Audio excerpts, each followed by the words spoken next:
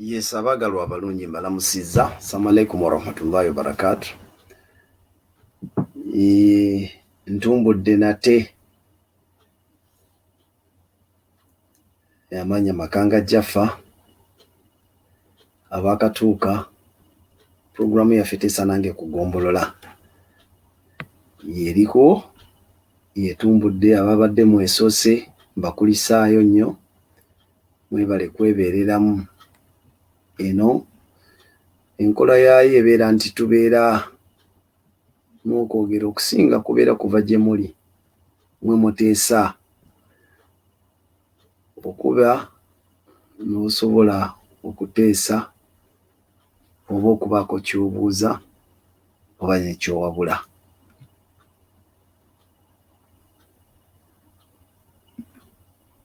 N'olw'ensonga eyo kati kambatereke namba y'essimu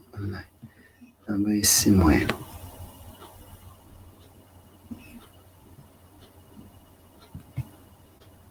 Kwe mutera okukuba mutufuna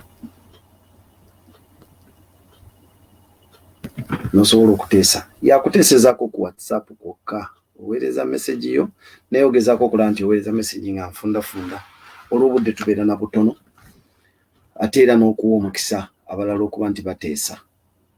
Mission Jjukira Eritro 2021 yakwenunula.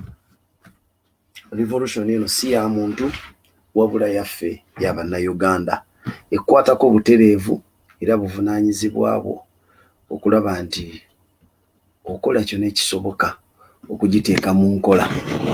Tokkiriza kubuzaabuzibwa oli kugamba nti kino kitukola kya gundi era yagenda okugobololamu. Okugobolola kwaffe ffenna, nze naawe tuli bagobolola mu mbeera eno ebbanga lye tunaamala nga tutegedde amakulu gaayo.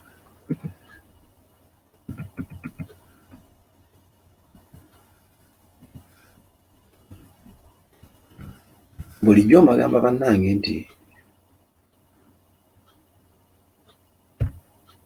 tulina obuzibu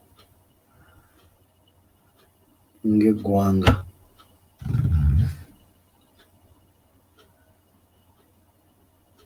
Enamba y'essimu yeeyo osobola okukuba n'oba ng'oteesa.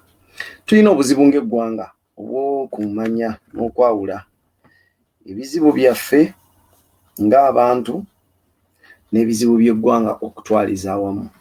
Nga kabe kasinga ebizibu ebibyo ggwe ng'omuntu ne bw'onooba olwanye n'obimala, eby'eggwanga nga tukyali nabyo oyinza okuba nga okosekose mu gaalumonde. Waliwo amawulire ge nalabye agakwata ku mukadde waffe Haji Hussein Kyanjo. Twongera okumusabira kubanga embeera erabika nga si ya mulembe.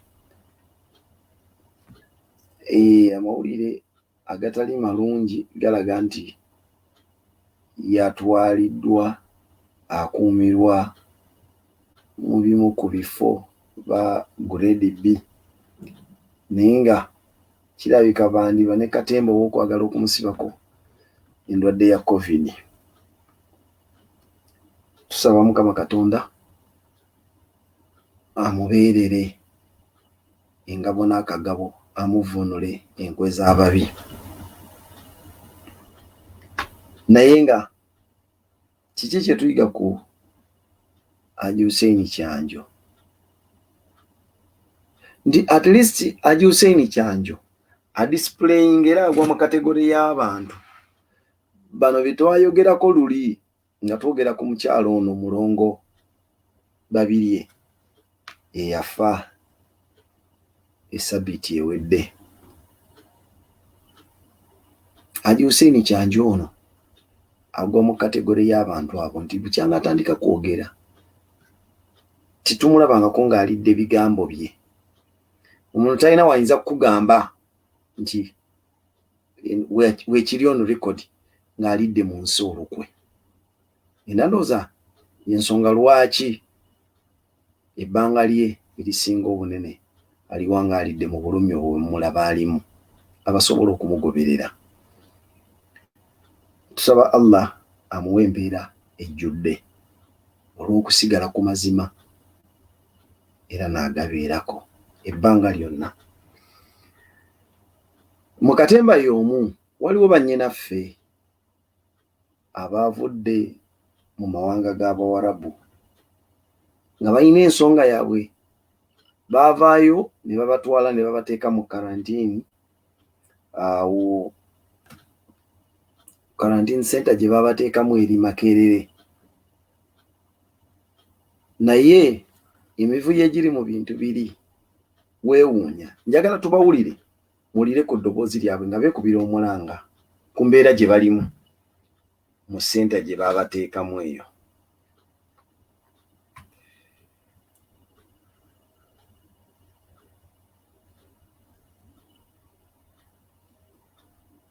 Tugenda sooka tubawulire nga boogera.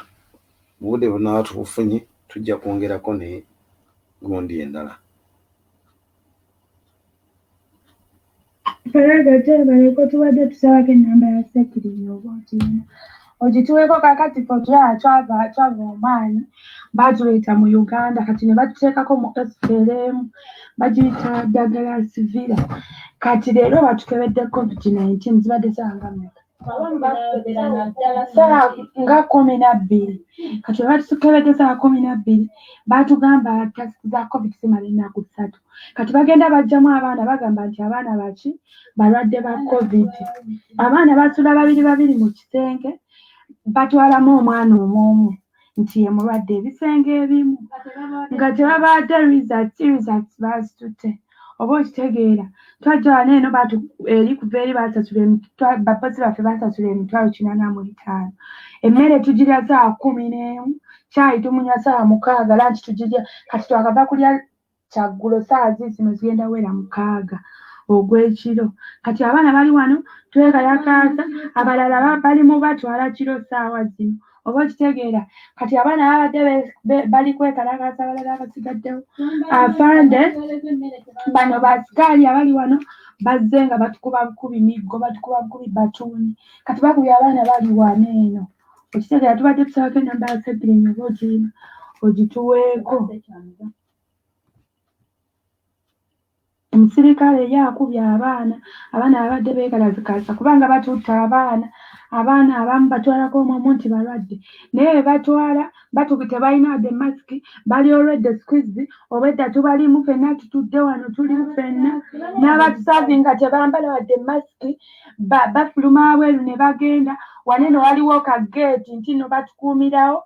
Abaana baba baabwe bajja okuva wabweru ne bajja ne basasula waneno ne basasulira waneno basikaali ne babawa ssente ne batwala abaana ne basula wabweru ne babazza ku makya. Oba okitegeera tuli waneno Makerere ku ddagala sivira we tuli ekikoni. Kati abaana bonna babakubye batuggalidde mu ruumu. Nze ruumu mwendimu tulimu abaana 4. Oba okitegeera abaana abalala buli omu babagalidde mu ruumu zaabwe kubanga abaana babadde beekalakaasa.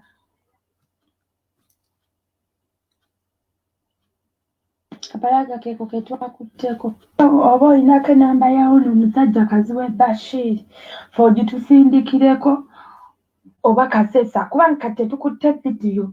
Abaana tetuli wane tuli waggulu enzikiza tetusobola kukwata vidiyo baggyeko light. Enkyanja kunyonyako baaliwo abaana basobodde okukwata vidiyo bajja gimpa nja gikuteerako. Oba okitegeera batukubye ffenna obulago busaakadde. Otuwulira abaana bali wano bali babateeka mu kabbaasi babatwala babanga abantu balwadde tetulina kamasiki. Omusajja abatugamba mwambale masiki tebagituwadde bo tebambadde, abatuwa emmere tebambala. Wano waliwo bizinesi abantu bajja ne bakola ne batutambula ne bagenda ewaabwe. Wabula ffe tuli wano batusibidde wano batusasudde $80,000 buli muntu naye emmere bagituwaleeta tebatuwa wadde akazzi ak'okunywa. Tebatuwa wadde akazzi ak'okunywa. Okitegeera twajja n'ebbaluwa za medical ze batukebedde okuva eri ate nga n'eri twazisasulira. Baatugamba obeera n'ekipapula kya medical ogenda bugenzi waka. Ebipapula byonna twabibalaga ku airport eri nga tuluma ne wano nga tuyingira ebipapula twabibalaga. balala batwala babano banaye n'owulira obusungu mu gavumenti ya Uganda. Banyinaffe abo muwulidde embeera gye balimu. Nzijukira edda nabagambako wano nti akawuka ka korona oba obulwadde bwa COVID bwe bwagamba nti bwatandikira China, katandika nga kawuka nga kali e China. Bwe kali kasaasaanira amawanga agasigadde, it became a pandemic. Kasaasaanidde eggwanga lyonna. But on the other hand, bwe kaatuuka ewaffe Uganda in particular, not only African, mu Africa wonna naye mu Uganda in particular, bwe kaatuuka, it was welcomed as a business opportunity, one, and a tool for political defense. Mwami Museveni ye bwe yawulira ne gurupu ye akawuka kano nga kazze, baalabawo opportunity ya byanfuna nga gye basobola okuzannyisa ne bakozesa abali gye bali bafunemu bo nga bo, wamu n'okuyongera okufrustratinga enteekateeka z'abannabyabufuzi, naddala people power eri mu kuba kunkumula omukono mu kibya. Abaana bano bagambye nti baabakyaginga $85,000. Bazibasalirako eri kuba bakimanya nti banaaleka okujja tebajja kukola ki kuzisasula. Jjukira ndi ezisinga kampani ze balina mwe bakolera bano abaana z'abakungu ba gavumenti. Kati sente $85,000 ezo bazibasalirako eri, ne babajjako ne sente endala $57,000 ne babajjako sente z'okusasula medical babakebere. Nga bagamba nti bw'onojja n'ebbaluwa ya medical, kyekigambo kye bakozesa nga bakyaliyo, nti bw'ogenda n'ebbaluwa ya medical wali ojja kuyita buyisi, so that omuntu asasula, era abaana ne basasula. Right now bali mu kukaaba ng'ekibakaabya bantu bano kuba nti babakyaji nga sente bazibajjako, emmere babaliisa bubi nga bwe bali, naye ate nga sente tebazijja ku bo bokka. Sente bazijja ne ku World Health Organization ngera bagambye bagenda kukuuma abantu mu quarantine, bagenda kuba balabirira mu centers ezo. Ne bafuna sente okuva mu World Bank, ne bafuna sente okuva mu IMF for the same cause, ne bafuna sente n'okuva mu mawanga amalala mu international community. Naye ekyo tekyabamalira. Ng'ovudde ku kya bizinensi, abantu bano bali ready okweyambisa abantu for political reasons. Museveni wants to frustrate enteekateeka z'okumujja mu buyinza, ng'alowooza nti agenda ku hypinga omuwendo gw'abantu abalwadde okusobola okulemesa ebintu ebirala byonna okugenda mu maaso. Naye nabagamba nti omuntu nga alina okumanya kutono ku kintu, ne bw'aba akola ensobi tamanya ye olw'okuba w'amaanyi agenda bugenzi mu maaso. Ekintu kino kiri scientific in nature. Reasons zonna omuntu z'alina okutuwa zirina kuba nga ziri backed by scientific facts. Era nga byonna tubiraba, nabawo ekyokulabirako nti ffe twasomera mu chemistry okusinga bambi omusomesa waffe yafa, Mungu amuwe ekiwummulo eky'emirembe, Mr. Kigozi.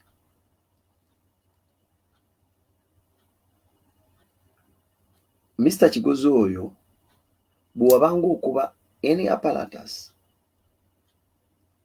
eya chemistry ne kakutanda n'okozesa 1 n'olemu okufuna sharp pencil ng'ogikuba,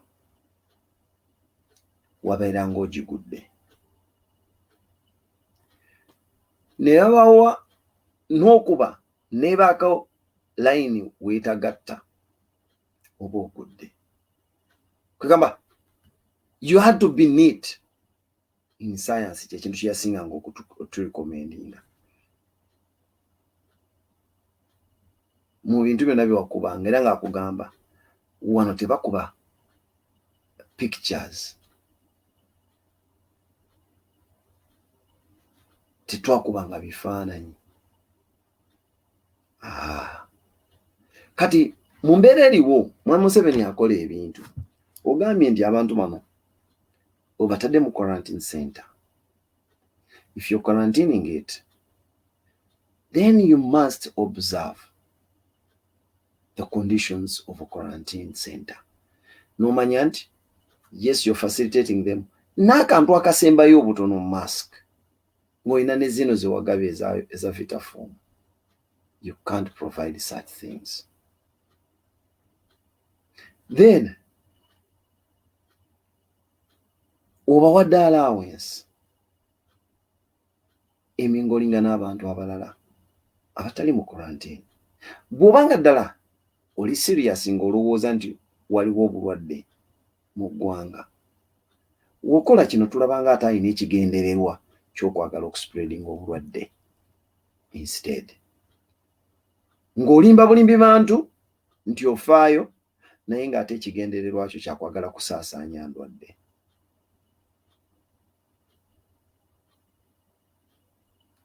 You come to a place where wobadde otadde abaana babiri in the same room. Then you come out and claim that one of them is infected.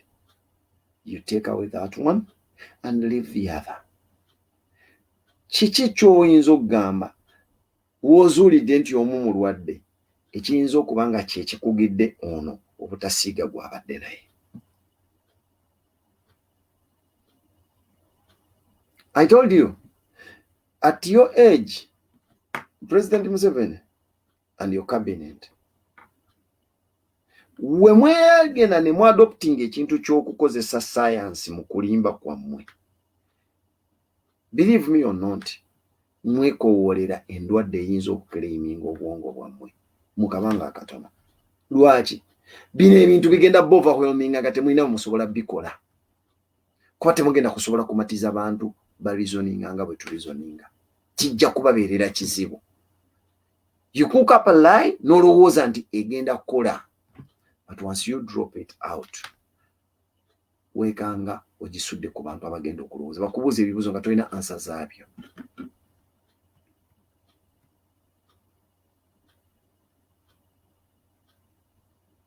Bano abakuuma abaana bakugambye tebalina masks, kyokka be babakuuma bababeeramu. I won't talk about brutality because that one comes down to the responsibility of that security officer. I always refer these people ku kintu kimu ku kaseera kamu kokka when power shifts hands. Edda mikono gy'abano. I don't think in your heart of hearts mulowooza nti ebintu bino nga bikyuse amaanyi ne gadda mu mikono gyaffe. Mwababadde batutulugunya in broad daylight ne bwe bakiro, but with evidence we shall just sit on and look at you. Era nze mbagamba nti it is high time you double your efforts. If you decide to eat a frog, you must go for a fatty and juicy one. Ne bakugamba nti gundi alidde ekikere nga ate walidde lulenga. Essaawa eno omuntu yenna ayina atulugunya Munnayuganda, you're doing it at your own risk. Lwaki? newe mugenda mu mateeka Museveni washed his hands off n'abateerawo etteeka era yamakinga sure nti alisayininga neliyitamu n'alissaako oyo atulugunya abantu atunuulirwa nga ssekinoomu so singa ekibiina so singa society.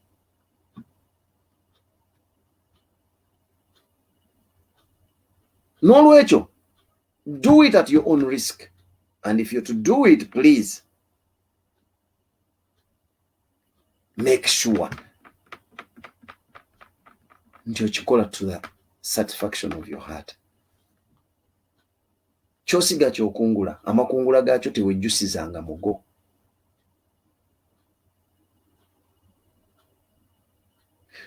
People are demonstrating against abuse of their rights, the injustice. Gwe nosalawo gye okozese amaanyi go nti okuba with the baton to crush them. But believe me, it won't be so long when you don't have the right to that baton.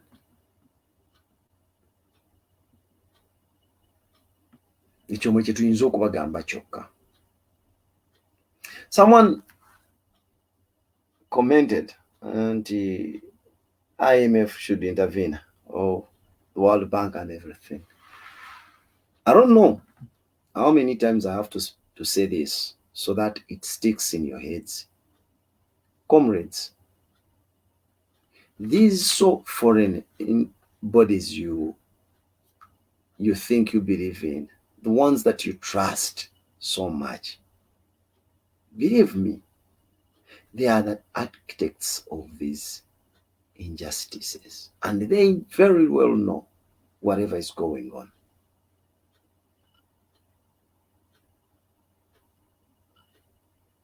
Unless we change our attitude, we shall continue to cry. But remember, freedom cannot come to those who cry, but rather those who realize and start fighting towards gaining it. Not only prayers that will answer our questions. Ffe mu Luganda tugamba nti lubaala embeera nga n'embiro kwotadde. Bwe tunaga nti tugenda kusaba busabi, we shall get frustrated and we shall find ourselves on the wrong side of God. Katonda tujja tuuka ekiseera nga tumulaba bulala, wana tumulaba bubi. Ekyo kye kizibu kye tulina nga Bannayuganda. Twagala nnyo ebintu babitukolere. Twagala nnyo babitukolere, which is not good. Ebimu ffe tuteekeddwa okubyekolera.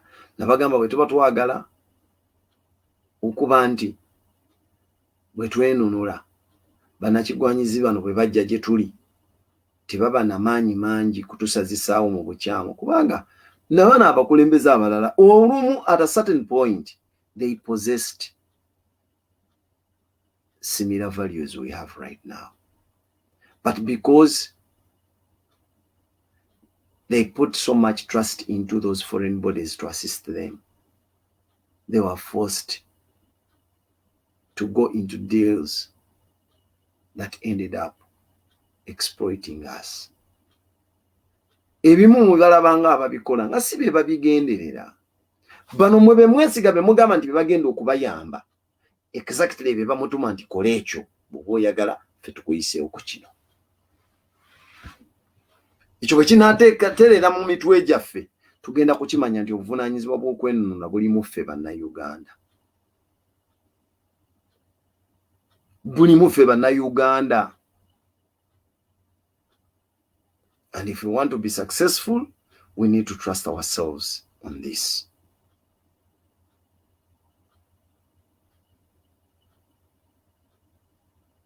So the phones are open bannange. Nsaba abagala okuba mukube abagala kuweereza message muweereze kozi sigenda beerawo olunaku lwonna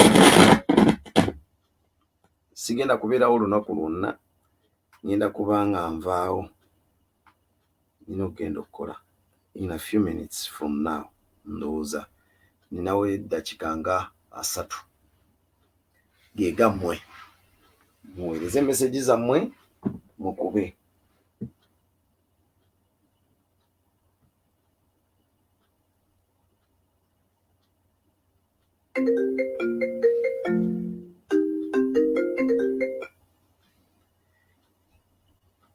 Hello?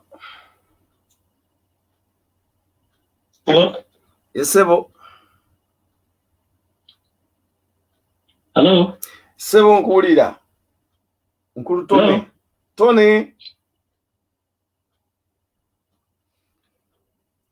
Tony Sebo. Hello? Oli live. Tony, oli live. Tony, what's wrong with you?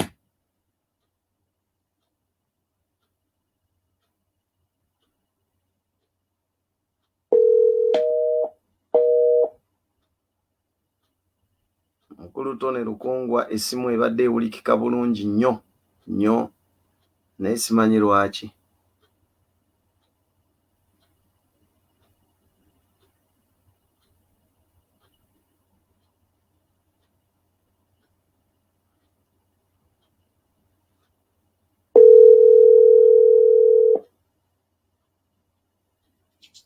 Hello? Hello Tony, oli live Sebo tukuwulira.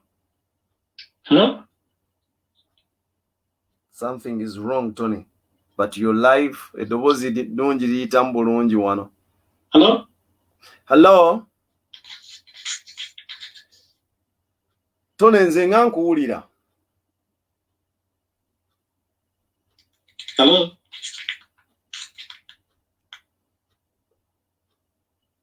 There is something wrong with Tony's call. Tony, just recording a voice note ogiweereze.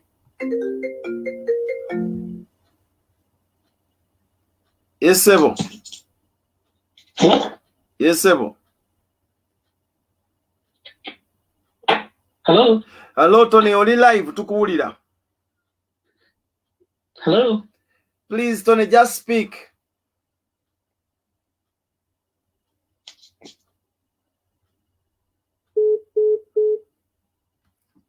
Tony, oli live mbeera nkuwulira bulungi era n'abawuliriza bakuwulira. Just go on and say what you have to say. Olaika oba olina kyokola ekitali kirungi ku simu yo either oba okozesa ki, I don't know. Naye no tukuwulira bulungi. So if you want ng'oyagala kuteesa genda maaso when you call bwe mpikinga essimu genda maaso n'okuteesa. Naye nga kiriwo banayi muweereze message abaweereza message muziweereze nga si mpanvu nnyo cause tetulina budde bungi. Program ebadde erwawo okulabika lwa nsonga obudde buno ndwawo okubufuna mbeerako ate kiro nnyo nga ne programs nnyingi eziriwo mbasobola kufixingawo teesa nange kugombolola. Naye bwe mpulidde ensonga eno yetukutteko ninjagala okujjukiza abantu banange asajja ano baagala okukozesa opportunity eweza omuwendo gw'abantu be bagenda okusibako endwadde ya COVID. N'ekirala waliwo n'obusente obulala bwe baagala okugabira abo abanakkiriza okutesitinga abantu n'eddagala n'akawuka. Hello? Hello? Sebo Tony yogera. Ompulira mukulu Jeffa. Bulungi nnyo. Nze kyembadde nteesa kirimu ekityo simanyi oba ompulira. Tukuwulira Sebo. Petition eno twaziteekayo lwa nsonga twagala kwekavalinga. Bwe mubeerayo ne petition zirina advantage nti ziraga obukakafu nti mwagezaako legal action zonna omusajja n'aziremesa. Kitegeera. N'olwekyo petition zino zibeera very very important okulaga nti ddala abantu beerwanyeko mu makooti beerwanyeko buli wamu naye omusajja ali mu kubatta omusajja alemeddwa okuwulira. So if force needs to be used it will be justified. kituufu petition kyovola nga ziri important basooka ne bakubuuza watukozesa ku mitendera emirala gyonna bw'oba tewagikozesaako oluusi olabikanga omuntu ali very aggressive naye ffe tugiraga nti tugezezzaako mu petition tugezezzaako okuteesa n'omusajja agaanye okukkiriza ali mu kutta abantu abakwase nga gy'abakwatidde mu kkuumiro yonna ekitalya abantu bonna bakoseza emirembe ali mu batta bussi then next phase ng'etandika kirungi nnyo. That's why petitions are very important. Ekyo kyokka kikukavaringa bukavarizi mu international court nti omusajja abantu beerwanyeeko baagezaako omusajja n'abalemesa venues zonna yazitta and the only solution was this. Kakati Tony abadde afayininga obuzibu mu kutuwulira naye kamanye kantegere nti agoberera ekituufu nti okola petitions ngezo nnungi nnyo and I always advocate for people to sign them so that baziteekayo. Actually I'm amongst those people era abakola petitions ezo nenzigaba gyenzigabyo nenzituusa yenjalo zituusa yonna naye nga era tuzinoonyaako ekintu kimu cover up.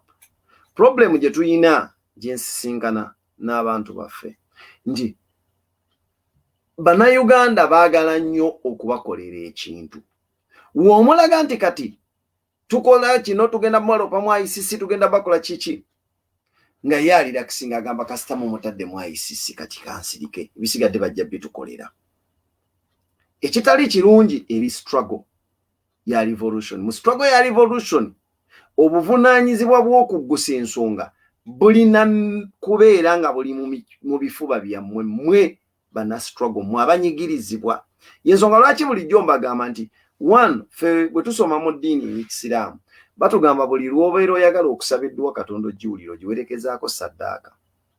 Naye tulina emitendera mwolina otegeerera nti edduwa Katonda ajja asinga okuwulira yeyoyo nnyiniyo agyesomera nga yali mbuyinike yasinga okumanya bw'ayinza okuexplaininga ate era ne Katonda akunoonyaamu ekyo otegedde amakulu gange before kukwansalinga ogenza okujja gyeni ng'otegedde nti ddala nze last resort tolina kyakukola kirala tolina walala woyinza kujja kubanga akebera mitima gyaffe ne revolution bwetyo bweri gwe nga tonnaba kugenda kukwata makubo malala. Are you really determined okufuna revolution eno? Kati kyova olaba nga tusisinkana abantu baffe wano abatugoberera olw'okuba nti okumanya tukyalina kutono ne tubeera nga ebintu ebimu tetubitegeera yalo olulaba nti kati tuwandiise petition akyawedde dda enkeera World Health Organization erina kugamba Museveni tuddize ne ssente zaffe ze twakuwa jjo so nga eno nga bamuweereza petition ate ezo ssente ze badde bakola nga ziri we zigenda tebaziyimiriza kubanga ziriko conditions.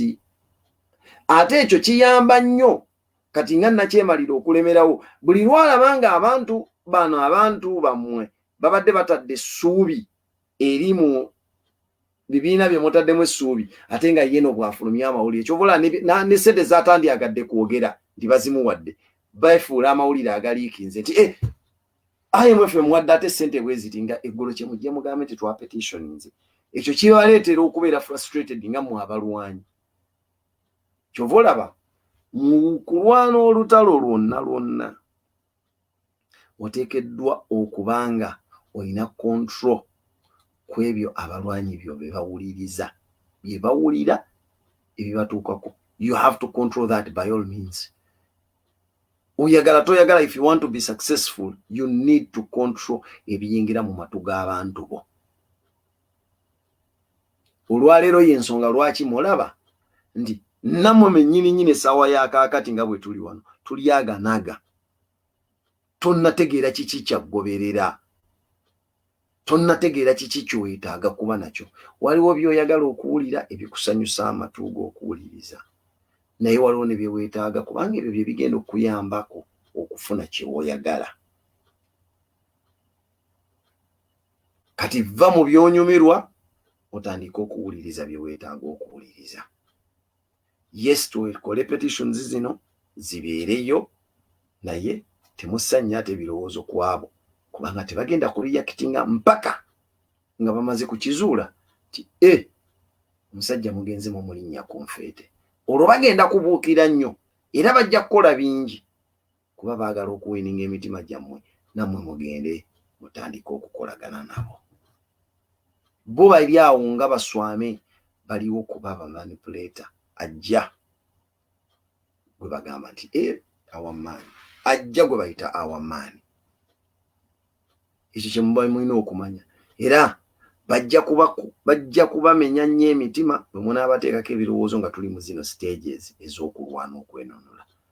Basaana kusaako mutima nga bamaze kulaba nga bapiikinze interest mu ffe. Naye siyimiriza wa petition kuba nange siyimiriddemu ozikola n'okuzitambuza. Naye nkugamba gwe nti toziteekako nnyo birowoozo kubanga ebibala byazo bijja mu defense. Ebibala bya petition bijja mu defense. Tebijja kujja nti olw'okubanga kizibu. Olutalo olwanunula Cuba waliwo omusajja yali president yaliko Fulgencio Batista nga ba Fidel Castro tebanajja. Ba Fidel Castro gwe baalwanyisa. Naye Batista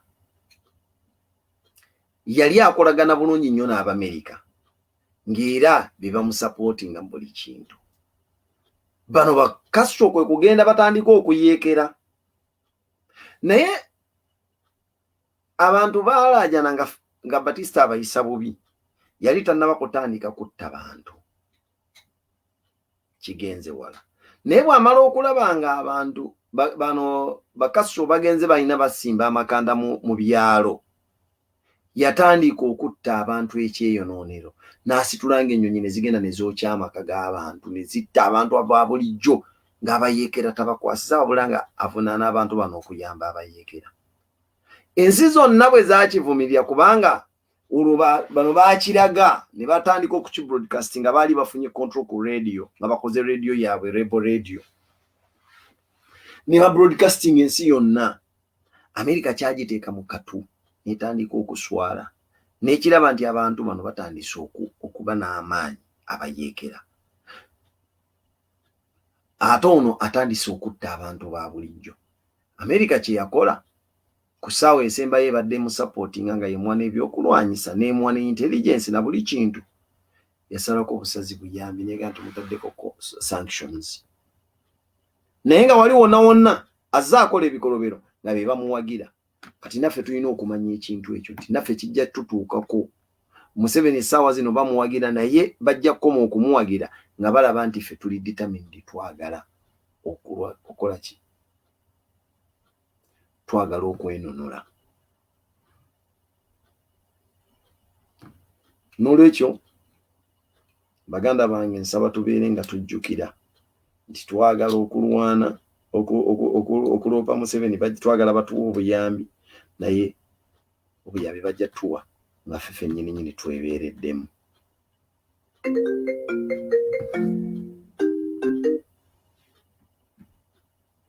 Yes, Tony. Mukulu Jeff omeka tumompuli ninze mbadde mbawulira naye nga sindiko kati. Era ndaba oteeseza bulungi awo petition zino era kansoke malize nina ensonga bbiri zenjagala okuyisaawo wano eyemu ya petition. Petition tukyalina abantu batono balinga 4,000. Abakagira balinga 12,200 naye abakagisaninga balinga 4,000. Ebintu bino bw'oyagala bitwala mu kooti olina okubeera n'abantu abawerako singa tulinako abantu ng'akakadde mu Uganda tulinamu 44 million. Okiwulira naye abantu abakasayininga bali 10,000 zokka. Abantu bagiraba naye tebagisayininga. Ate olina na kudonatinga ssente petition olina kusayininga busayinisi. Ereeta akantu ka donation naye sente ziba zigenda mu bali eri abakola ekintu kino ekintu kyabwe kya petition. Ffe tukikozesa bukozesa bw'oba oyagala kuba owayo akasente obawayo tubawadde tebalina kizibu. N'olwekyo abantu nyongera okubakunga basayininge petition eno lwansonga egenda tukavalinga mu international community. Kubanga ssaawa tugenda tutuuka ekiseera nga tulwanyisa Museveni. There's no question about it. Tekikyali kyakukweka. Museveni tugenda tuuka ekiseera nga tumulwanyisa. Naye bajja kutuna mu history balabe oba batule mu bitabo bagambe ddala abantu bano bagezezaako venues zonna nti tugezezaako negotiation omusajja agaanye. Tugezezaako kino agaanye. Wenjogerera kati Museveni ali mu kutta bantu Baganda. Museveni ali mu kutta bantu Baganda oba abantu ba people power. Na bano abasajja be mulaba bano bagundi bano ono yafudde Haji Nasante Ntege Sebagala bonna bakolagana ko ne Museveni bamanye ebintu byabwe Museveni ile ya musi abantu bajja kulooza nti Sebagala waliwo obukire kya musi oba bulwadde no bana abantu ba Museveni bonna balwadde ne lwaki tebafa ne mulayo mu ka period kano ddala kana ka corona kano bantu eka bafiriddemu Museveni muno ali mu administering poison yamuleeta okuva North Korea amuyina mungi nnyo poison ali mu kukosa administering poison ali mu kutta basajja baganda era buli muntu yali akolaganye ko ne Museveni akimanye nti it's about time Museveni ajja kutta okukolagana n'omusajja oyo omusajja ankwezembe agenda kutta ajja kumaliriza akuse era abana Uganda bonna mbagamba mulekeraawo okukolagana ne Museveni mulekeraawo okukolagana ne Museveni omuntu yenna ali eyo nga yeeyibaza ng'alowooza Museveni ajja kuleka ajja kukuba enebere clear warning ku basajja aba baziba kolagana ne Museveni nga bakibalama ajja kukuba ebyo ebyange bannaye esebo mukulu tone ensonga eno manyi buli kintu mulina okulaba side zaakyo zonna these petitions are very good naye nga bwe mumanyi abantu bano abayekera baba n'obukodyo bungi nnyo obukutamya kyoyagala ekimu kubikubye petition yeno yali kakodyo k'abamwami Besigye kubukira kintu kya petition ne bamala okuŋŋaanya emikono gy'abantu gyonna ne babagamba nti empapula mwami Museveni abitutte. That is why very many people got frustrated with the signing of petitions. That is its impact. Jemuinwa bulijjo gye mutatawaana kutunulako gye mubuusa amaaso naye bo baakirengera ne bagamba katukibuukire tukitte tutte moralo y'abantu okukijjumbira. And that is the reason. People lost trust in signing petitions. Lwaki? They don't really know what are acts and their intentions. Oli abagamba tumusayiningire mulete ndagamuntu mulete munini namba zammwe olwakimala nga babagamba nti amaje garidinze offices zonna ebyamwe ebintu byetwasayininga byonna ne babitwala as if bali tebalina soft copy ya ndagano ya petition nangeri yonna gye basobola kola petition nga people can sign it online. But anyway, that is its impact. Olwaleero byebibala bye tukungula kyovola banti bakagira ba million plus bakagisigning abantu 1,000.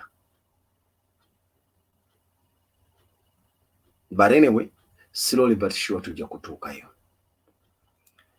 Ekintu ky'okuba nti Museveni wakutta abantu abakolaganye nayo bibivu bitasobola kuleka muntu yenna ng'ayina nga ye akazito kamutunuulidde. Ensonga lwaki olaba buli omu akolaganye naye avaayo niyeyala wansi neyeeswaza neyeeyanika kuba kugamba bw'oba olinze nze nkwanike ennyanika yange egenda kukuleka bulala. So osobola okweyanika kati nga bw'oteekateeka ne damage control.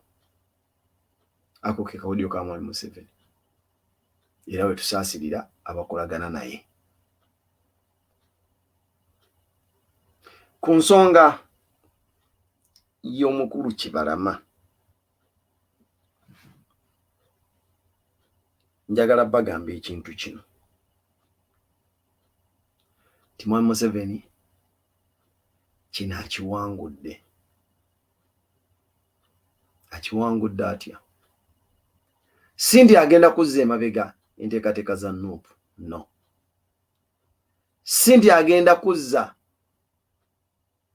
emabega omutima gw'okwenunula no naye awangudde ekintu eki he is now going to punish a person gwavunaana okukola ekintu ekimunyigiriza nga tavunaanibwa ng'era bulemu temugimuteekako. Singa Kibalama yali akolagana na Museveni nga luno lwali lukwe tebandikkiriza kibiina ku registaringa awo gwe avunaana Kibalama olina okussa amagezi tebandikkiriza kibiina ku registaringa kubanga lwandibadde lukolwe bandibadde bamanyi kiraba ndirinze already Museveni yali amaze okuteeka avenues eziri clear nti tetusobola kuregisteringa if Kyagulanyi nti gwone direct nti ayagala kuregisteringa kibiina buli kimu baali bamaze okukisaanyaawo. Kino ekyamuyita mu nkwawa. He could not leave Kibalama unpunished. Right now Kibalama basooka ne bamubuzaawo ne bamuthreateninga n'akomplaininga mujjukire ebintu bino n'akomplaininga. Gwe amala okomplaininga Kibalama bamubuzaawo. Bwe bamubuzaawo beegaana titebamulina. Oluvannyuma mu kubakunya bakkiriza nti ate tumulina. Dakiika 2 bakoze akatambi nti abanja era yagala kibiina kye. Bamaliriza bamulese mu kkooti Kibalama abyegaanye. Kibalama bagezaako okudisplayinga Kibalama nti mulalu so that abantu abamu bagamba nti Kibalama abyabadde akola abikoledde mu bulalu. Bagezaako okudisplayinga Kibalama mu mbeera yonna. Kibalama block down n'atandika okukaaba n'asaba kkooti emuyambe addemu okufuna eddembe lye. Sisuubira nti yali musiru okugamba kubanga kino tebakimukaka nti owaayi wandisabye kkooti ekuyambe. Yennyini yeesabira kkooti emuyambe. Bw'amaliriza n'afuluma bweno nti ate nze neesabira obukuumi obwo kubanga bamutaddeko ki yayogedde distorting message. Kano akabanga ke bawaddeyo Kibalama akaddako keeko okukiryalinga amannya gaabwe especially abantu be mentioninga we tuwogerera erinnya lya CDF kati liri cleared mu mawulire kuba Kibalama bamutwala ne ku NBS n'agamba nti nze nasaba CDF ajja akole ki ayingire mu nsonga yange. Olwo erinnya lye bali clearinze. Kiri kye yasooka okugamba nti bankaka ne banteeka ne mu meeting naye ekyo n'akimenyawo. Ono record kiri bajja kizikiza nga bwe baakola ebyakanyamunyo mwenna abaasooka okulaba kanyamunyo mwalaba video ng'akuba ake n'amasasi naye time yatuuka nga tekyaliwo video eyo. Kati lwe yazzeeyo okwetonda n'agamba nange mu nsonyi wenze namukuba amasasi. Kati ne Kibalama bino ebya kkooti biki time egenda tuuka nga temukyabiyina. Jukira kati mwe babazimbidde n'omutima ogumukyawa ogumusalira omusango. Lwaki? Bamutaddemu karakita ejjeezanya ebintu eby'ekijega buli dakiika n'avaayo n'ayogera ate ebigere byange biramu ate nedda nze gwe mulasi naye bonabona nzimwe boli bwabanjagala nze era mbeera waka wange ndi mu mirembe mingi nnyo bangendeko ne mu bbaala. Ebintu eby'ekisiru byatamanyi musajja wattu ndi bano bakola kisembayo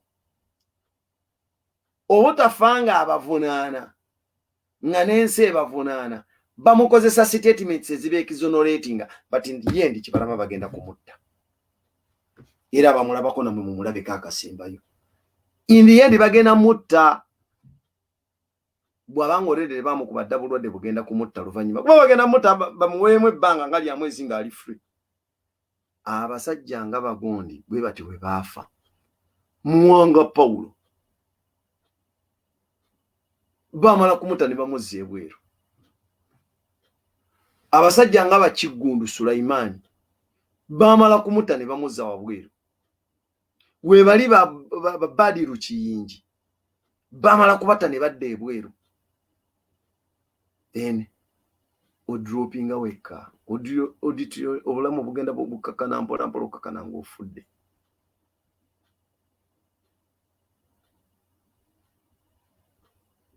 Mulekeraawo okumala gagwa mu buli katego ka Mwami Museveni gwe kemulaba.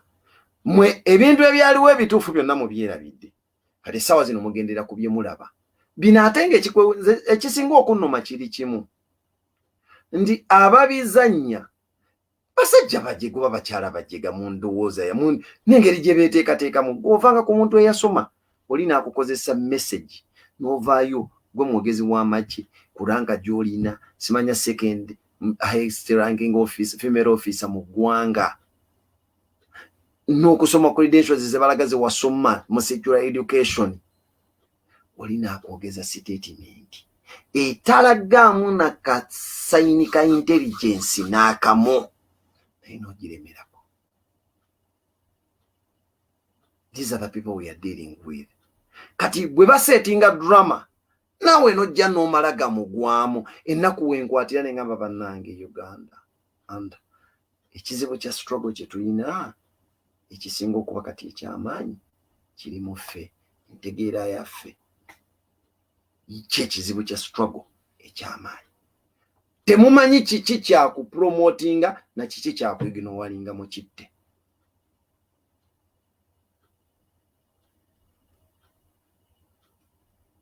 Mbasaba baganda bange tutegeera amakulu ga struggle ne bwe tuteekeddwa okutambula.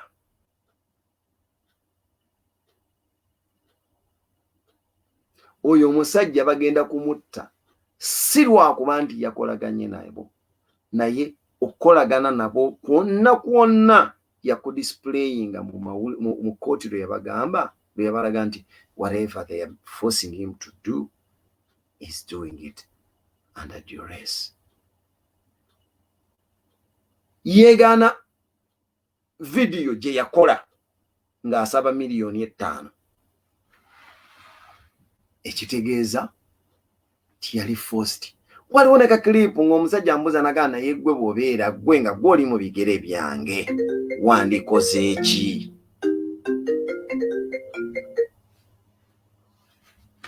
Hello?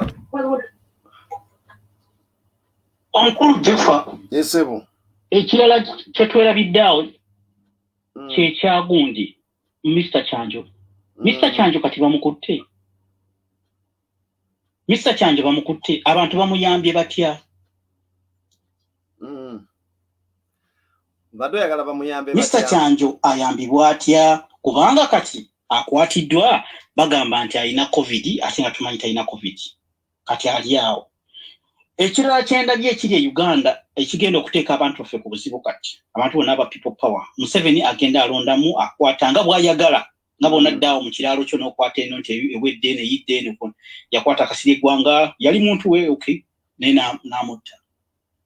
Basse bagala tumanyi ekibabaddeko. Olwo n'abasajja abasirikale bazzatta. Tuwulira mu kampu ezaffe tufiirwa bo tebafiirwa. Jakoba n'abaana be bazze batta jake abaana be bakutte ekitaka. Kitegeera. Tulina okubeera ne strategy ezistopping omusajja ono okukola ebintu ebityo.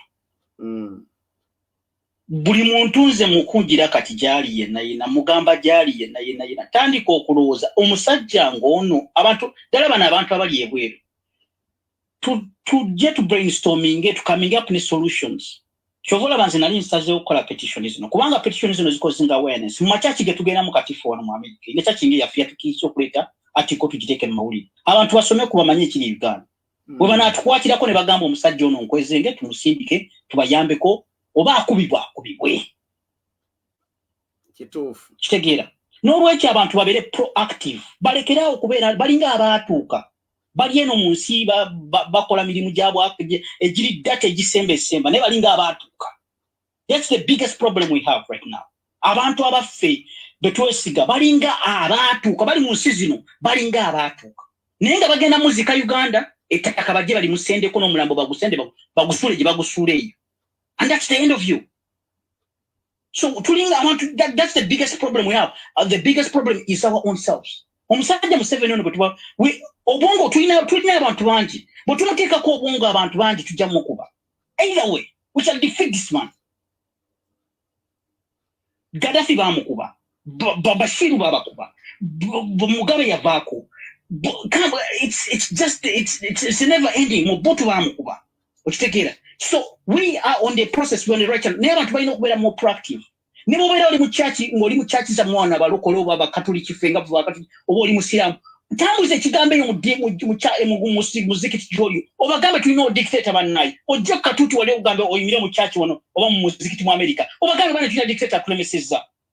Atumazeeko abantu we evidence abantu baleka wazege website eziraga obujulizi bwonna abantu bajja kukola amagezi gawaabwa munno temusirikira binyi tulino mwongere publicity kiri tufuuka international kupanga kati ffe tuli so local twogerera wano mu Luganda ne bikoma wano muffe ne mufuna amawulire ne gasigalawo muffe ne tutandika okubeera mu ennyike neefuuka ennyike ne tubeeraawo naye bwe tunakiteeka ku international level ne batandika okumanya omusajja gwe babadde badigingana gye yagenda n'ayogera ne Magufuli wasanyize pine by'amafuta ne Magufuli yayogera Luganda tiyayogera Lunyarwanda tiyayogera Lunyarwanda yayogera Luganda kakati njala tulina okutambuza ekintu kino tutandika okugamba abantu batandika okubyogera mu Kiswahili ebintu bwe bitambuze tubere proactive n'obeera mu church awo kifule mulamu abantu bagambe bana dictate onye mastowa tugambe bana dictate abantu bajja tuwa amagezi agokuba. This is not new. It's not rocket science. Museveni is not rocket science. Ajja kubibwa oba yagala oba tayagala. N'olwekyo nze abantu mbakutira make it a project. Ne bwoba tobususulte kwogeranga Jaffa nti ofeeyo oteekawo obudde bw'oyogere. Tandika okyobuulira abantu boolina baabo. Gitulira dictator akulemesezza ayagala atutidde abantu baffe bonna. Tandika ne million 2 zeyatta eruweero zonna n'abantu bazzatte mu Uganda. Niye abantu basirise bali wano befuula nti bakola. But they simanyi nakumanya ebintu by'abaana Uganda be bantu b'endabye bensiise okulaba abali very docile. Be bantu bali eno mu America bakola bukozi banokusino n'okuweereza akasente bayinza kuweereza akasente okuba obulango obajjukiza obanga jjukiza abaana abato okunti jangu yambale ngatto jangu okole ki bwe batyo bali abantu baffe. That's how they are. Naye kino ekintu bwe tunakiremerako ne tubeera very proactive ne mu church mwennyini tandika okubagamba abantu kandi kuba tubasaba omuzindalo bagambe bane ntusabire ensi yaffe Uganda. We are praying for the end of the 35-year dictatorship in Uganda. Tulina dictators abantu balaga evidence si akukweka. Ebintu mbitandika okubiteeka mu bantu abalala bamanye bajja kuwa amagezi kubanga nabo baba kubye ba dictator. Nsengenda neza nyawo omupiira n'abagambye bangambye ekintu kyekimu twakuba dictator waffe twamukuba bwe yagamba nti awonya sigimu oyo omusajja w'egambye twamujjako laba Pogba oweri omugundi mu Ivory Coast bamujjako. Naye bantu banasiikira ebintu ne bafuuka abali awo obwangu obwana obuto oli eno mu America bampatya n'okubaako kye bayogera. They are like kids, little kids, they are like little kids, man. Byebyo byange bannaayo. Tweyanziza nnyo Tony, tweyanzege banange. Njagala okwongereza ku kigambo kya muganange Tony kyayogera kirungi nnyo. We need to make awareness. But if we want to succeed, I will still repeat this. We tuba twagala okuba abawanguzi ba revolution yeno, our primary target should be our own people. It is our responsibility. We need to carry it on by ourselves. Ebbanga lye tunaamalanga tusuubira ffe tugenda kubeera gy'ofunyeemu ka sanctuary w'ofunira emirembe ng'osuubira nti abantu abalala bagenda okukitukolera. Believe me. Mugana nga agambye nti twogere mu nnimi ez'enjawulo n'abantu basobole okutegeera kye tuliko. Abasajja Abamerika baali balwana American War of Independence nga baagala okweggyako obufuzi bw'Abangereza. Bayambibwa Abafalansa ku magye agagenda okubayamba. They did not make appeals and campaigns in French. But the French picked interest for reasons best known to them. Bali ba Bourbons baali baagala kuyambako nga balwanyisa obwakabaka bwa Bungereza. Bagezaako okubunafuya kubanga nabo bwakabaka ate bufunye territories ewalala. Ne bakwata amagye gaabwe ne bagasindika. Gano gye gagenda okulwana gye gafuna inspiration nti bano betulwanira balwanyisa mugwira nga yabasibyeko effugabbi. So nga ate ffe waffe ate bannansi bannaffe batusibyeko effugabbi. Inspiration ne bagijja ku luli olutalo lwa American War of Independence ne bagireeta ne tuvaamu French Revolution ya 1779. Okwenunula kyovola baba kuyita kwenunula. Okwenunula kwe tuliko nga goal yaffe buvunaanyizibwa bwaffe Bannayuganda. That's why I feel much comfortable addressing Ugandans because they are my main target. Bensuubira nti be basobola okuteeka ekintu kino mu nkola ffe tufiiringa obulumi obwo directly. Bano abalala tusobola okulowooza nti bajja kutuyamba naye nga ba beneficiaries ba bulumi bwe tulimu. In one way or the other nga bo bakifunamu.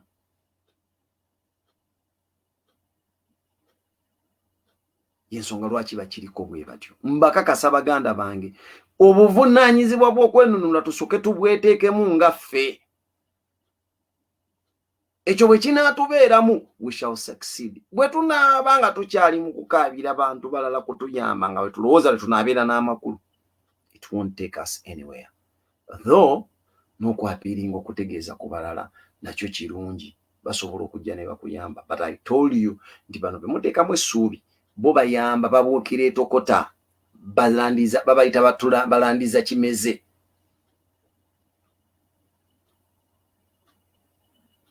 Eno ng'olwana okumera olina kulwana wekka. Bw'onoomala okumera bo bajja kukulandiza balinde okunoga. Ekyo kye kizibu kye tulina nga ffe Bannayuganda.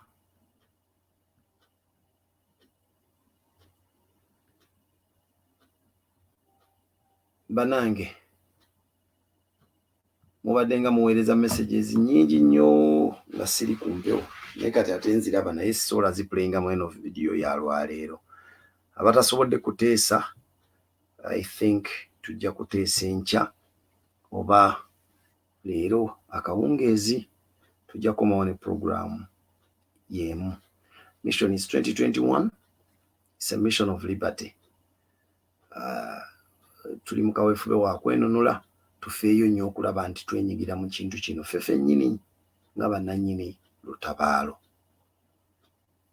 Mujjukize bannammwe nti kati programu yaffe teesa nange kugombolola ku byoto kwonna, Ekyoto Reloaded, Ekyoto International, Ekyoto then ne Ekyoto TV ku YouTube. Subscribing ku YouTube channel eyo, subscription ekyali wansi nnyo. But as you are done ku kiri ekyasooka Ekyoto UG, please bantu mubawe message basobole okuba nti bajja ku Ekyoto TV ye YouTube channel yaffe empya. Ekyoto Reloaded maka gaffe amapya gemba muba nti mulayikinga muga followinga n'okuinvitinga abantu okukola kyekimu. Always share the message, especially that you see that is appropriate to the struggle. Kinja okubasibirira ng'entanda nti kano akaseera kali so delicate. Oteekeddwa okubeera nga omanya by'ogoberera ne b'ogoberera. Na lwaki wandyagadde okuba ng'obagoberera. Ekintu kyokka kye tulina okukola kwe kwetaakuluzaako Museveni. Bino ebisigadde ebirala tugenda bimaliriza nga Museveni tumutadde ebbali ne banne. Akumata kumira mpeera people power. Mission is 2021. Robert Kyagulanyi Ssentamu is our president. It's a mission of liberty that settles for nothing other than victory. Mbade makanga Jaffa akume for God and my country.